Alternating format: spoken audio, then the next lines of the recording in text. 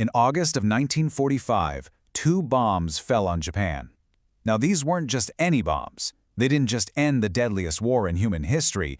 They basically threw the entire world kicking and screaming into a frightening new era.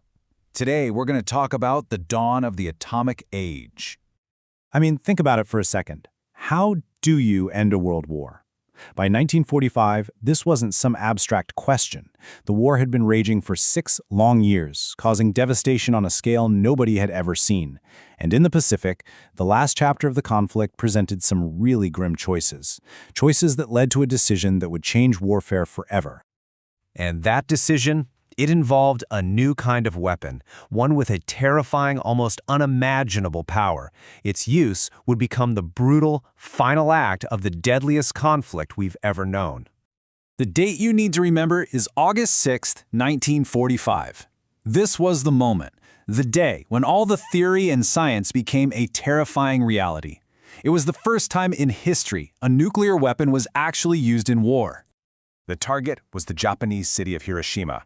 The weapon itself, well, it was the result of the top-secret Manhattan Project. It was a uranium-based fission bomb, basically a device engineered to unleash the power of an atom by splitting it right in two. For something so completely catastrophic, they gave it this oddly simple name, Little Boy.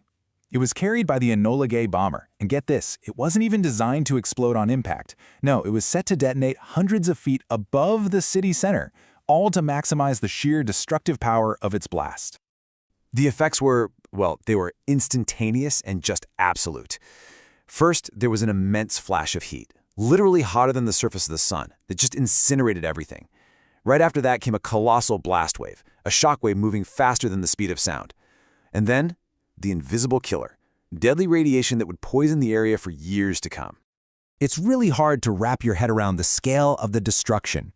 Just imagine, for a full mile in every direction from the center of the blast, nearly every single building was just leveled. An entire city core, completely flattened in less than a second. The world had barely even started to process what had happened in Hiroshima when the second act of this nuclear drama began to unfold. The pause was chillingly short. Yep, just 3 days later, it was all about to happen again. So on August 9th, a second strike was launched, this time on the city of Nagasaki. And this weapon was different. It was based on a different element, and in a lot of ways, it was an even more powerful design. And, of course, it also had a nickname. If the first bomb was Little Boy, this one was called Fat Man. Now, unlike its predecessor, this was a plutonium-based implosion device. It was a much more complex design that actually used regular explosives to crush a plutonium core, triggering a way more efficient nuclear reaction. So you had totally different technology, plutonium being crushed inwards instead of uranium being fired together. But the result? Tragically, horrifically the same. Nagasaki suffered that same awful combination of intense heat, a massive blast, and deadly radiation that had just consumed Hiroshima. So let's just recap that sequence real quick. 2 cities, Hiroshima, then Nagasaki. 2 dates, just 3 days apart, August 6th and August 9th. And 2 totally different types of bombs, the uranium Little Boy and the plutonium Fat Man. A very clear, very horrifying timeline. And here's the thing that's so important to remember. These 2 bombings, they remain, to this day, the only time nuclear weapons have ever been used in warfare. They are these unique, terrifying moments in our history, a line that, thankfully, has never been crossed again. So what happened next? The aftermath of these attacks wasn't just about destruction. It was about forcing an end to the biggest war the world had ever seen, and completely reshaping the world that came after. The timeline here is just, it's stark.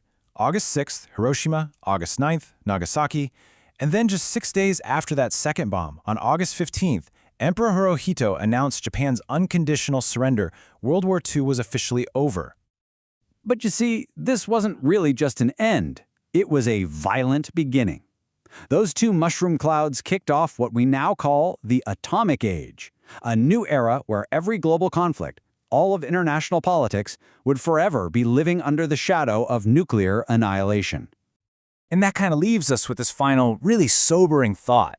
The war was over, right? A moment of incredible relief around the globe. But as the dust finally settled over Hiroshima and Nagasaki, this profound question was just hanging in the air. By creating a weapon that could end all wars, Had humanity just started its most dangerous chapter ever?